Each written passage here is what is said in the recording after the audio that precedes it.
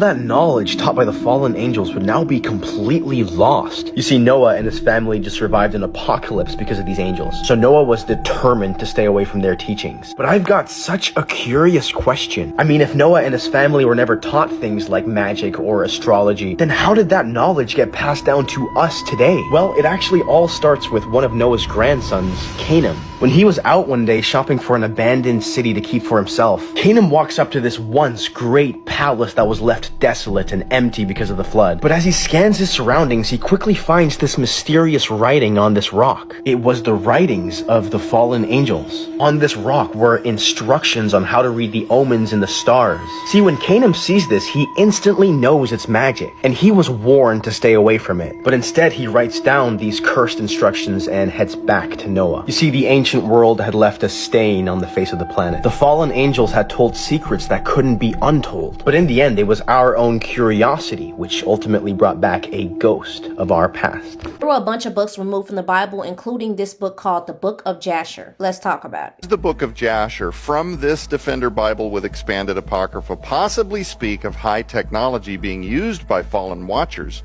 to manipulate the genetic makeup of men and beasts. Yeah, I know this was interesting to me when I was reading again through all of these ancient texts in the Book of Jasher, but it has the most telling extra biblical script, if you will. And by the way, the book of Jasher, which is included in this apocrypha, is quoted in the Bible or referred to in the Bible in Joshua 10:13 and again in 2 Samuel 1:18. So there again, the ancients were aware of this book. But Jasher records this familiar story of the fall of the Watchers, much similar to kind of like what Enoch did. But then he adds this exceptional detail that none of these other books are unequivocal about.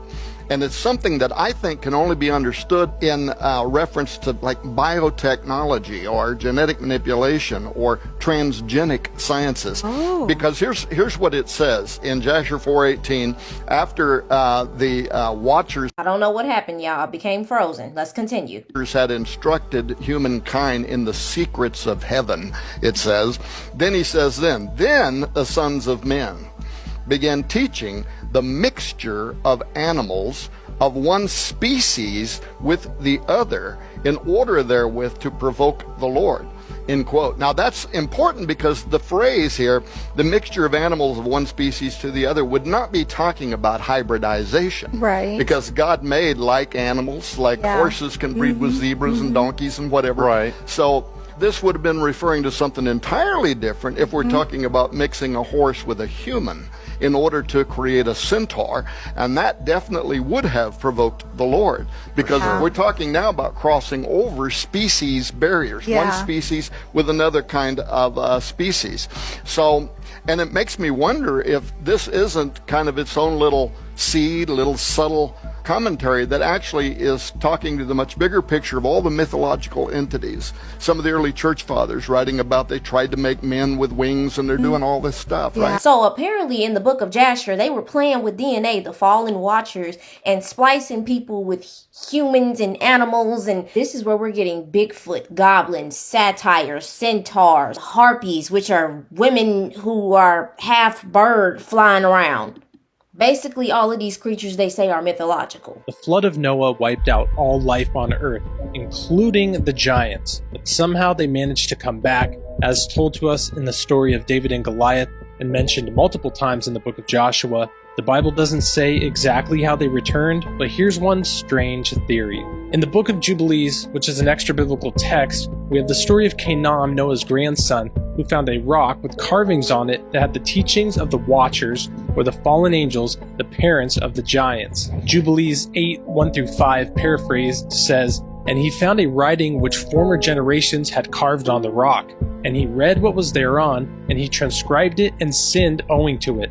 For it contained the teaching of the Watchers. And he wrote it down and said nothing regarding it, for he was afraid to speak to Noah about it, lest he should be angry with him on account of it." Was this teaching of the Watchers that Canaan found some type of occult magic that brought back the Watchers or the Nephilim spirits, or maybe even resurrected these giants from the dead? If you look in that time period of the Old Testament, God had a major focus on teaching people to not be part of sorcery, necromancy, or divination. Did you know Adam and Eve had daughters? Cause I didn't until today. In Genesis chapter 5 verse 4, it says, after Seth was born, Adam lived 800 years and had other sons and daughters. So who are these daughters? Where'd they come from? And why are they not in the Bible? Well, after doing a little research, I found out about this little thing called the Book of Jubilees. And in chapter 4 of the Book of Jubilees, we find the names of a couple of Adam and Eve's daughters. Now, because of the fact that Adam and Eve lived for like 900 years or whatever, they had a bunch of kids. Like hundreds is what's estimated. But let's talk about these two daughters. So according to the Book of Jubilees, Eve gave birth to Cain,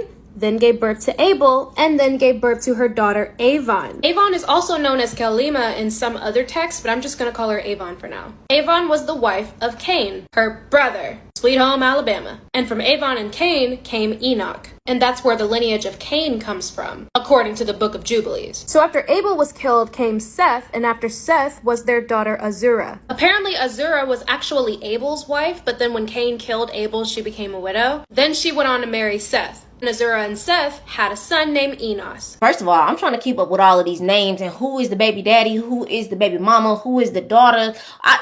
You know what? Let's just move on. The origin of black people, according to the Bible, states that all current people are descendants of Noah's 3 sons, Shem, Ham, and Japheth. Shem represents the Semitic peoples such as Arabs, Jews, and Syrians. Ham is recognized as the ancestor of Africans and black people, including the ancient Egyptians. Japheth's descendants include Persians, Romans, and Macedonians. The curse of Ham is often misinterpreted, but it actually falls on Canaan, the ancestor of the Canaanites, not on Africans. The biblical account of Shem, Ham, and Japheth can be found in the book of Genesis. These 3 brothers and their wives were saved from the flood and went on to repopulate the world. Each race and people group today can trace their lineage back to one of these 3 brothers. The Bible also mentions the Book of Jubilees, which provides additional information about Ham and events involving Noah's family. The tomb of Ham is believed to be located in Africa, possibly in Sudan, Ethiopia, or Egypt. I only put that video in there so it can connect to this next one so we can know what we're looking at. In the book of Jasher, we learn that Cam, who is biblically called Ham, stole the skins of Adam from his father Noah before exiting the ark. Cam would pass these garments down to Cush,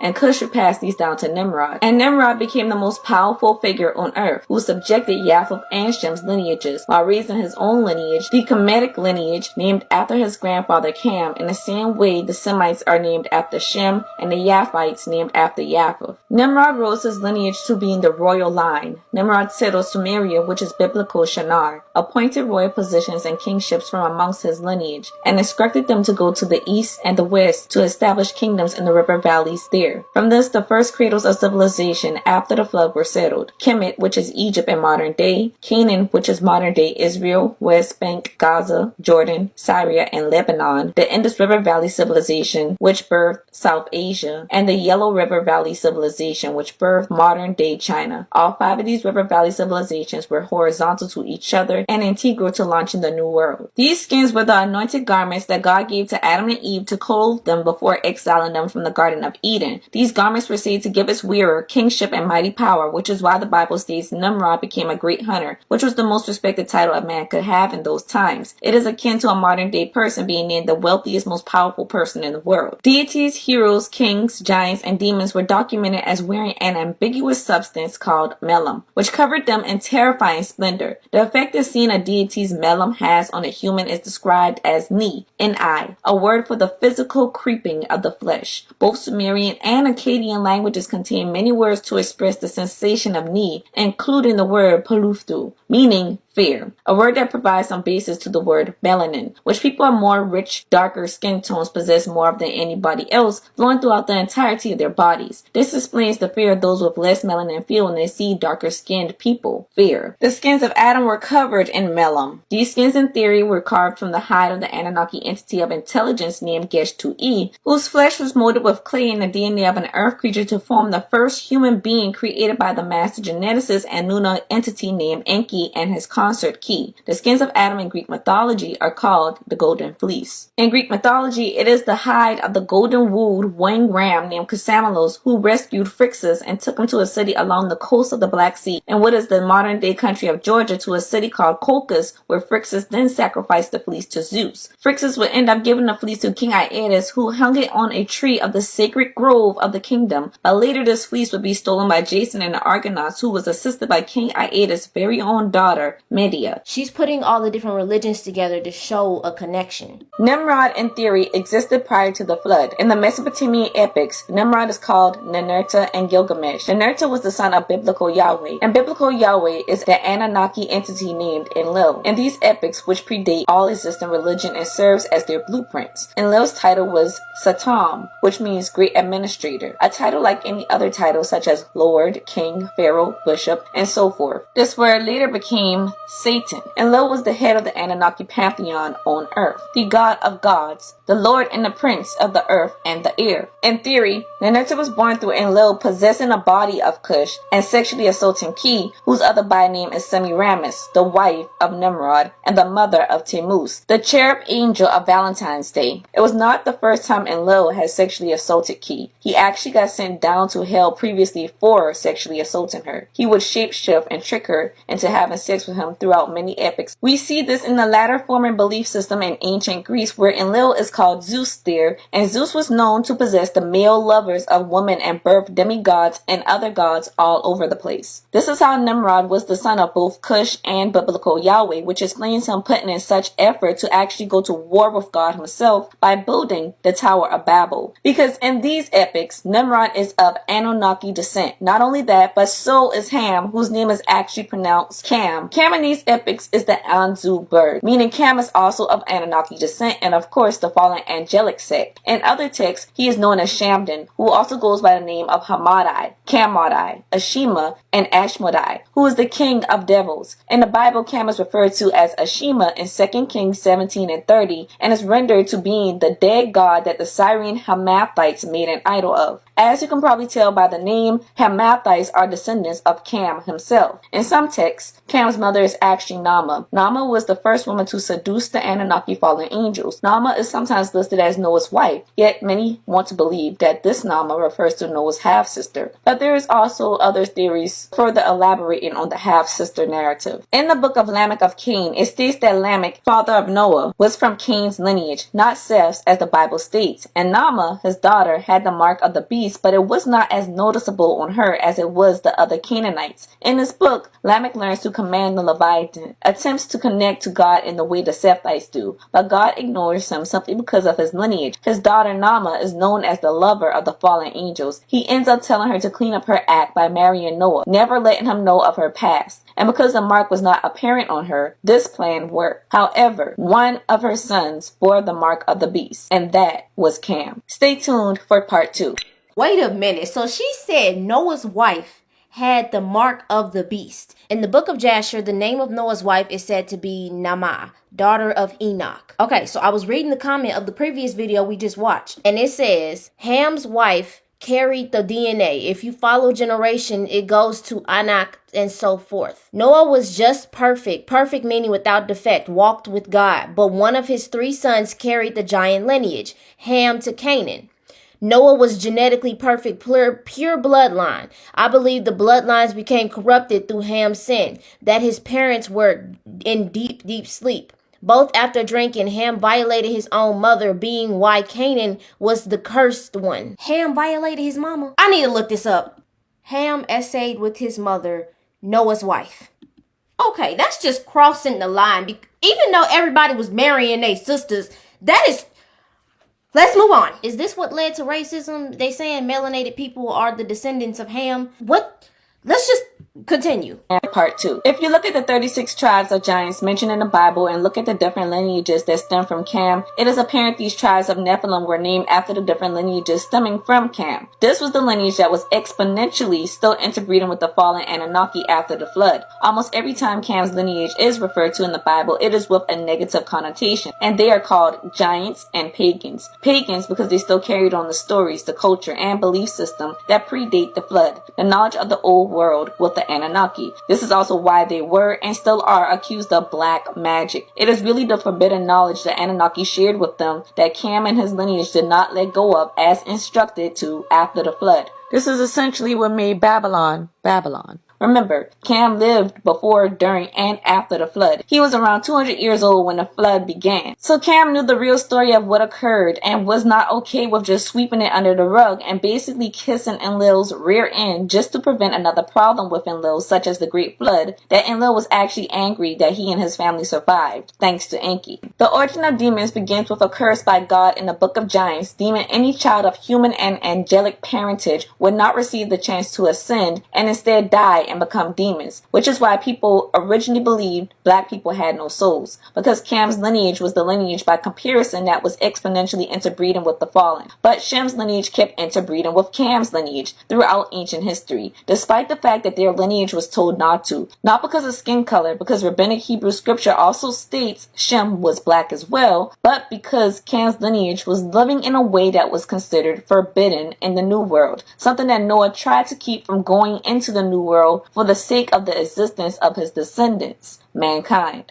Otherwise, biblical Yahweh, which is Enlil, would soon begin to plot on the next attempted extinction of mankind. As you can see, Cam's lineage is lined with Anunnaki lineage, or what some may consider fallen angelic and demonic lineage. Yet on the flip side, the Anunnaki, these fallen angels, were and are who we call gods, meaning this is also the lineage of demigods. Stay tuned for part 3. Let's get to part 3. I am invested. Part 3. Previously, it was explained how Cam is of Anunnaki descent and is even referred to as a demon whose by names are Shamden, Hamadai, Kamadai, Asmodeus, Ashima, and Ashmedai, the king of devils. According to the Midrash of Bereshit Rabbah 36:3, Shamden is the demon that helps Noah in the vineyard, but threatened Noah that he would hurt Noah if Noah dared to short him his share of the vineyard. In some rabbinic interpretations, when the Bible said that Cam saw his father naked, the word naked means to be without the skins of Adam, and rather refers to Cam stealing these skins of Adam from Noah. In turn, Shem and Japheth took a similar garment and placed it over Noah, but Noah knew that these garments were not the anointed skins of Adam, but a replica. It was then that Noah knew that Cam made good on his threat. So obviously, Noah bit off more than he could chew with the vineyard, even went as far as to get drunk off of his lot, and Cam woke up and chose violence. Then comes the curse of Canaan, which seems very disproportionate when you do not understand that this was not a simple case of Cam being immature, but more so, Cam just dethroned the clan head, which in this case was Noah. Remember, the skins of Adam granted kingship and authority. So Cam basically just stole the crown and the throne. But that is not all that he did. Here are 5 theories associated with what Cam did in addition to stealing the skins of Adam from Noah. Theory 1. Cam or Canaan sodomized Noah. Theory 2. Cam or Canaan castrated Noah, which is a continuous theme in ancient mythology between the old gods and the new gods. These narratives probably stem directly from what happened between Cam and Noah. Theory 3. Cam was sexually involved with Noah's wife, resulting in the conception of Canaan, which explains the attention to detail given to Canaan's lineage in Genesis 9 and 18. And the sons of Noah that went forth of the ark were Shem, and Ham, and Japheth, and Ham is the father of Canaan. Again in the 22nd verse. And Ham, the father of Canaan, saw the nakedness of his father, and told his 2 brethren without. Why is Cam being Canaan's father even mentioned here? The same is not done with Shem or Japheth's children, nor is any of Cam's other children mentioned. And on the flip side, is it also possible that Cam is not the son of Noah, but instead an Anunnaki entity, a fallen angel, a demon of sorts that survived the Great Flood and became Noah's son by law, because Cam procreated with Noah's wife? Theory 4. A mixture of 2 of the prior theories occurred. Theory 5. All of the above occurred, meaning Cam stole the skins of Noah, sodomized Noah, castrated Noah, had an affair with Noah's wife, resulting in the conception of Canaan. Thus why Canaan was cursed, explaining why in the Book of Jubilees it states that Cam had the nerve to be angry at his father for cursing Canaan. So Cam went and built the first city after the flood, which was Uruk, which is still known today as the world's oldest city after the flood. If Theory 5 is correct, it was a ritual of emasculation, humiliation, used